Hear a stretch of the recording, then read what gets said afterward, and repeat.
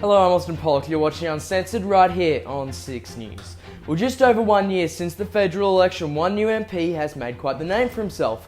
Max Chandler-Mather took the seat of Griffith from Labor's Terry Butler last year, and he's now gained a national profile as the Greens housing spokesman. In this in-depth interview with 6 News, he talks about the housing crisis, his first year in office, as well as issues facing his own electorate. Max Chandler-Mather, welcome back to 6 News. Thanks for having me. So it's been a year since we last spoke to you here on 6 News. How have you found the first year as a sitting member of Parliament? Look, there's some good bits and bad bits. It's been really rewarding and meaningful to do a lot of the local electorate work that we promised we'd do. So we've now set up a bunch of free school breakfast programs in state schools and free meal programs, set up a free community pantry, run a bunch of community campaigns and provided constituent support. And that part of the job has been really meaningful. Obviously, sometimes down in Canberra, it doesn't feel like the debate is particularly constructive. Certainly question time doesn't always feel super useful, but obviously it's also been good to engage in the scale of the housing debate we've been in with the government at the moment, and actually being able to secure $2 billion in funding for public housing as a result of that advocacy and campaign has been really rewarding. And we'll get to that housing in just a sec, but you touched on it there. I am in the seat of Griffith, and I often see community initiatives that you have developed, but do you think that you have delivered for your constituents? Oh, there's always more to do. I mean, during the campaign, in terms of local initiatives, we promised that we would use the resources of a federal MP's office to provide direct material support to people. I mean, one of our longer term goals is to ensure that lower and middle income residents can afford to stay in the electorate. And that's an ambitious goal, but the foundations for that we feel like we've started to lay. So, we're even running a free meal program for rough sleepers down near the Cooralpa Bridge, which is really nice. And that has been taken up really well. We hopefully will be in 6 state schools by the end of our first term, running the free breakfast programs. And I mean, you've probably also seen a bunch of the other sort of more local initiatives around obviously tackling flight noise and campaigning to build more affordable housing in the electorate, and also giving residents a chance to sort of input into some of the local policy ideas, whether it be all the town hall meetings we've held or I was just at a pop-up office this morning chatting to residents about all sorts of issues. So that work never feels like we've done enough, but we certainly feel like we've laid the foundations for it. Moving on to the housing now, particularly the haff bill. So what the Greens are supposedly proposing is $2.5 billion for public and affordable housing, alongside a freeze on rental caps. Now, on Twitter, you recently used San Francisco as an example when discussing rent control. Do you concede that that might not have been the best example given their homelessness, poverty rates, and high rental rates right now? No, not at all. I mean, I think there was a bad faith engagement with that example, and it was based on the assumption that somehow one of San Francisco's only housing protections was the problem with the US housing market. Now, I think ask any housing expert, and the problem with US's housing market is a chronic underinvestment in public housing, a largely privatized housing system that generates enormous profits for banks and investment firms like BlackRock. But doesn't really deliver for ordinary people. Ask any tenant in San Francisco in a rent-controlled apartment whether or not it works for them, and they'll say it does. The problem is that a lot of apartments aren't rent-controlled, or there's giant loopholes that allow property developers and housing investors to exploit it.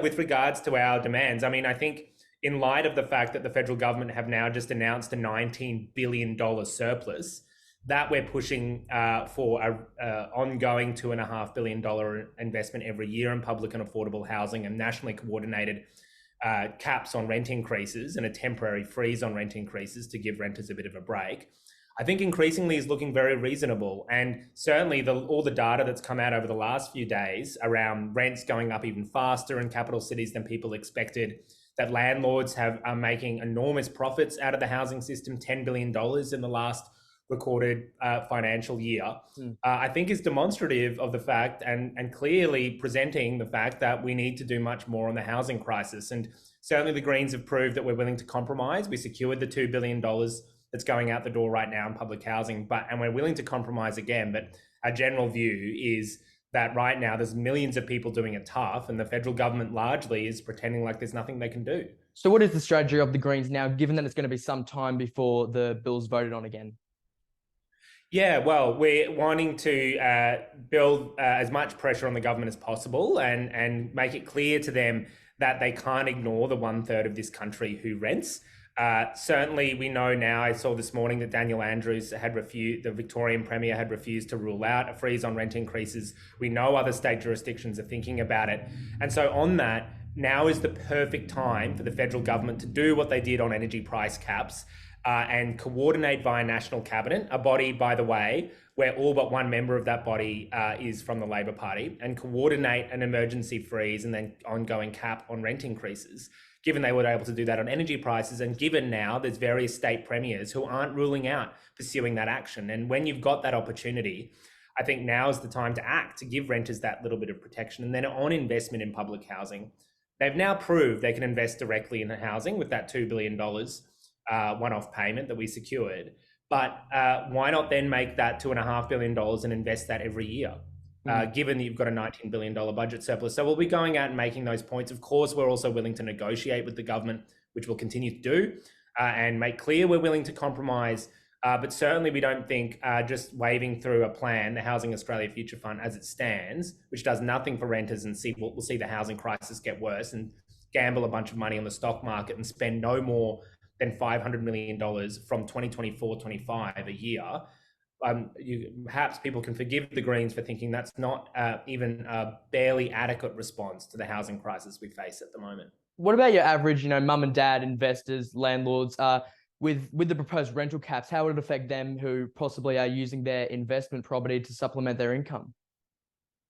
Well, the first thing to say is that for those people with one investment property, those people you're referring to, mum and dad investors, the Greens have said we support them using the tax concessions, negative gearing, to write off any losses they make on their rental property on their income. We think that if you have 2, 3, 4, 20 investment properties, then you shouldn't be able to use those tax incentives, and we think those should be phased out and we should spend it on public housing instead.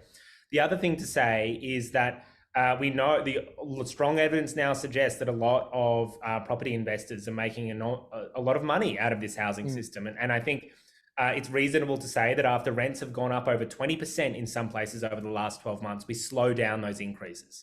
Like, it's not as if we're proposing that renters pay no rent. We're just saying that rent increases from here on in need to slow down. And so renters get a breather. Because if you can think about a renter's wage, it's gone, in real terms, has gone backwards over the last few years, while rental income has gone up by 20%. Now, I think it's reasonably fair in a balanced system where we start to balance that out a little bit and say, you know what, that 1/3 of this country who rents, they probably can't cop rent increases over the next 12 months, even bigger than they copped over the last 12 months. And we need to give them a break. And look, when we talk about mum and dad, what about the mum and dad renters? Like, what about the families right now who are choosing between feeding their kids and paying the rent? What about those single mums who email me and tell me that they're one rent increase away from eviction? Like, I think, and that's millions of people. It's 8.5 million renters or thereabouts in Australia, and a lot of them are doing it tough. And I think we do need to find a temporary way to give them a little bit of protection. Yeah, and as you said, it is certainly affecting many people. So what do you and your party really want here? Because for many, it seems like it's never going to end. And just speaking with people in the community and seeing the reaction online, a lot of people want this bill to pass as it is. So what do the Greens really want from this? Well, what we'd like is something for the 1/3 of this country who rents. Like, I just don't think you have a housing policy if you ignore 8.5 million renters. Now, in particular, given we know that 62% of renters right now are in some form of financial stress, we'd also like a commitment to at least a reasonable amount of money invested every year in public and affordable housing. And let's be clear, the Housing Australia Future Fund, as it stands, will not build a single home until 2025 because it relies on this gamble on the stock market and then only guaranteeing money from 2024-25. So if we take a few extra months to get this right, I think that is a sensible way to use Parliament. But I want to be very clear, if we do not find a way to limit rent increases at a national level in some way, then right now there's 62% of renters are in financial stress. What is that number going to be with another 10% rent increase over the next 12 months? Like, how many more people will be sleeping in their cars? How many more people will be joining the 10-year long queues for public housing? it's not sustainable for the government to just throw their hands up in the air and tell renters that they don't matter. And so what we'd like out of these negotiations is something we acknowledge that we may not get what we really want, which is a freeze on rent increases temporarily for 2 years and then caps after that. And we're willing to discuss different types of caps on rent increases, of course, and we want to negotiate. But we don't think that unlimited rent increases should be legal. And we certainly think we need to find a way to coordinate that at a national level. So do you worry that the Greens are going to become a party of endless hold-up with no compromise? Are you actually going to be able to deliver on these substantial changes that you want? Well, we've already delivered $2 billion for public housing. And I think that's important to note. Like 3 months ago, the federal government said there was no new money in the budget for housing. Labor said repeatedly that the only that all of this money was going to come via the Housing Australia Future Fund, and that spending money directly on housing wasn't possible for a variety of reasons. And all of a sudden that changed and we managed to get $2 billion out of them. So we've already delivered that. And we think it's clear. We've also managed to force National Cabinet to at least talk about harmonising renters' rights, and renters' rights include capping rent increases.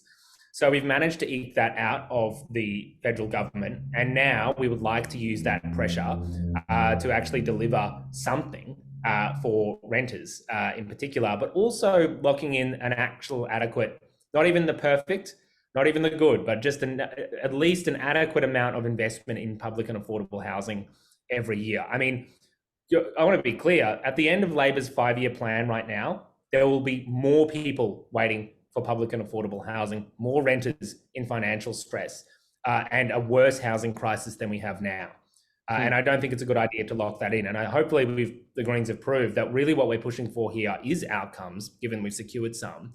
And we're hopeful that in the lead up to October, the government will come to their senses and realise they can't keep ignoring the 1/3 of this country who rents.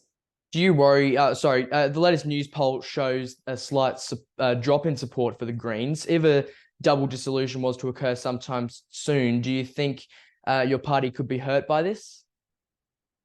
Oh, look, I mean, I know that the Prime Minister's been out there threatening a double dissolution election. And frankly, I think that a lot of that is just politics. But really what we know is that 68% of the country think that the federal government are not doing, this is in the latest polling, 68% don't think the federal government's doing enough to tackle the housing crisis. 60% of the country supports a freeze on rent increases.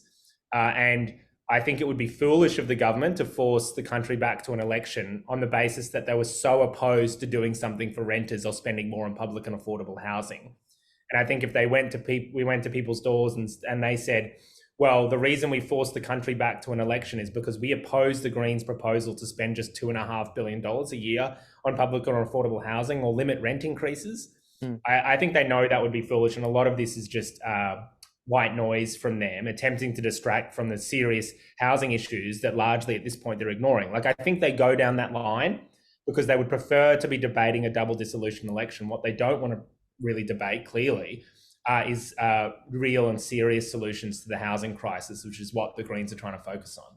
Yeah. All right. And now moving away from housing, something that seems to be commented on quite frequently are claims that you're being dismissed or patronised, including by the government simply because of your age and the fact that you're a lot younger than other MPs. Is that something that you feel and that you've noticed?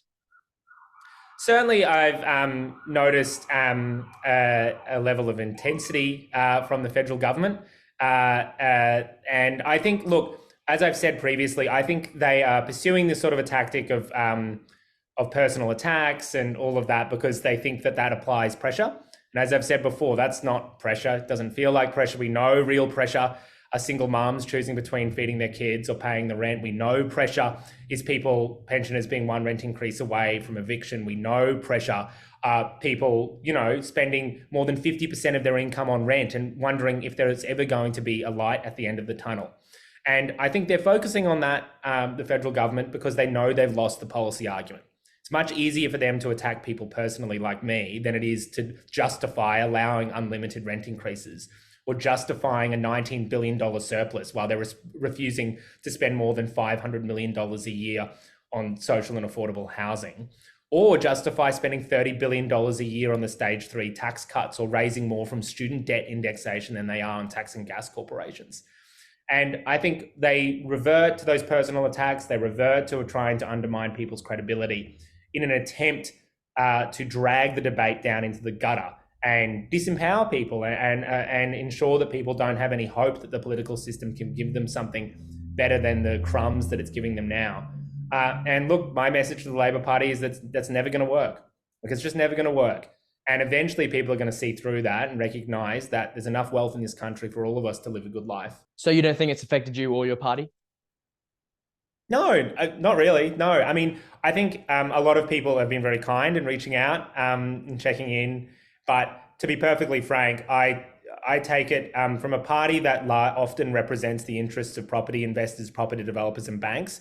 It is not surprising to me that they have the level of debate and the intensity of the attacks that they've launched have increased as those banks and property developers' financial interests are threatened by some of the demands that the Greens are making.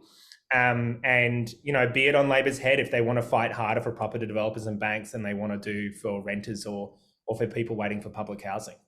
So getting back to your own electorate now, flight noise is obviously a major issue for it, and it's something that has been spoken about for multiple years. So since you've been elected, have you actually been able to achieve anything? I personally know people who are frustrated with the flight noise, but there hasn't seemed to be a lot of action from Brisbane Airport Corporation because, you know, I'm still hearing planes going over the Griffith all the time. So has there been a lot of action that you've taken so far? Big time, yeah. I mean, we have just helped organise a large rally out the front of Brisbane Airport Corporation's headquarters. I reckon we ended up getting close to 1,000 people at that. Met with the infrastructure and transport minister, Catherine King, to raise those issues. Engaged with a lot of the air services processors. Met with Brisbane Airport Corporation and Air Services Australia multiple times.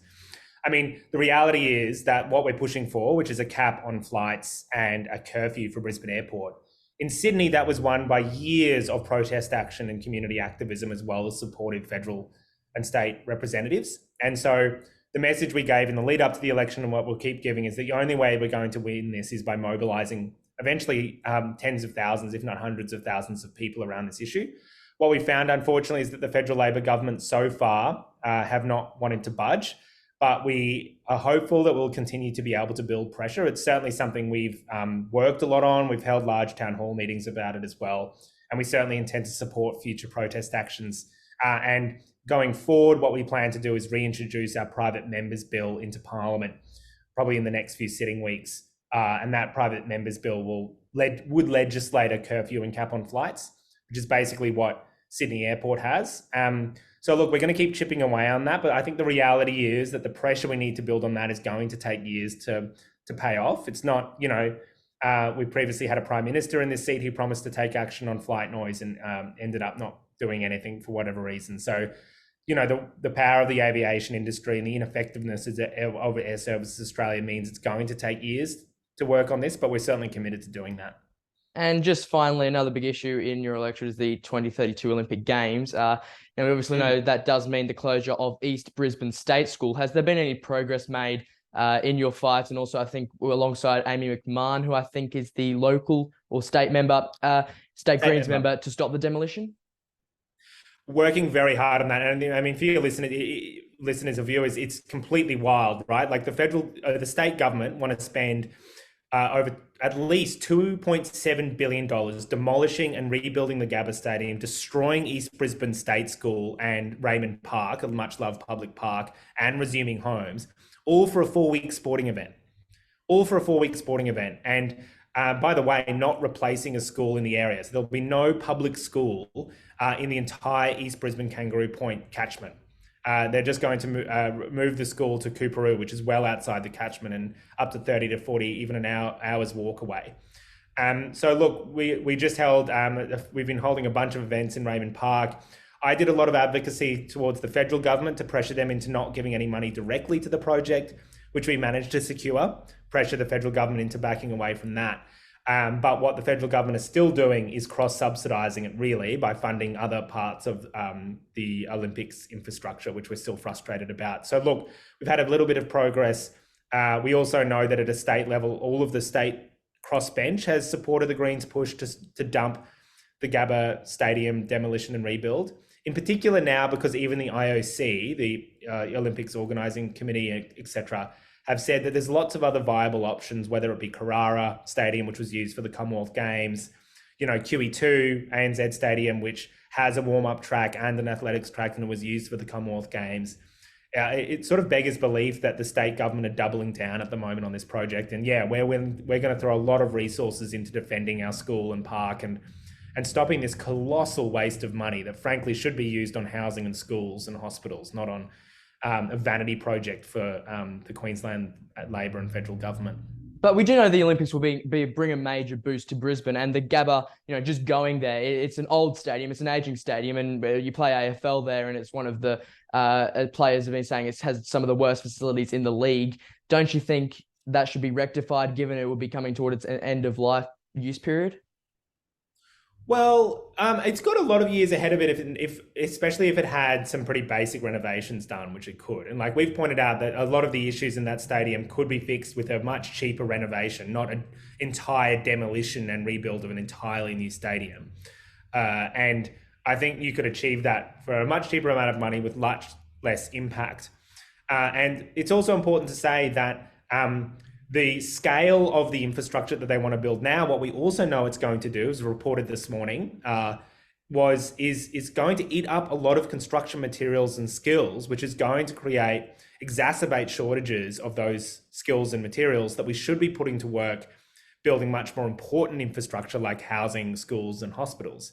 And so there's going to be broader economic impacts in Queensland, in particular because it's not as if we're against the Olympics, right? But it was originally touted as a low-impact Olympics, that we already had a lot of the infrastructure and that we could host the Olympics without having to do these sort of white elephant infrastructure projects that we know have had devastating effects on other cities that ended up hosting the Olympics. So look, I just think this isn't being done sensibly at the moment. And if we were thinking long-term, I think a lot of residents would accept that not demolishing a school or a public park and spending that money more sensibly would be a good place to start. Certainly a long fight ahead. Max Chandler-Mather, once again, thank you very much for your time as always. Thanks, Austin. Max Chandler-Mather there.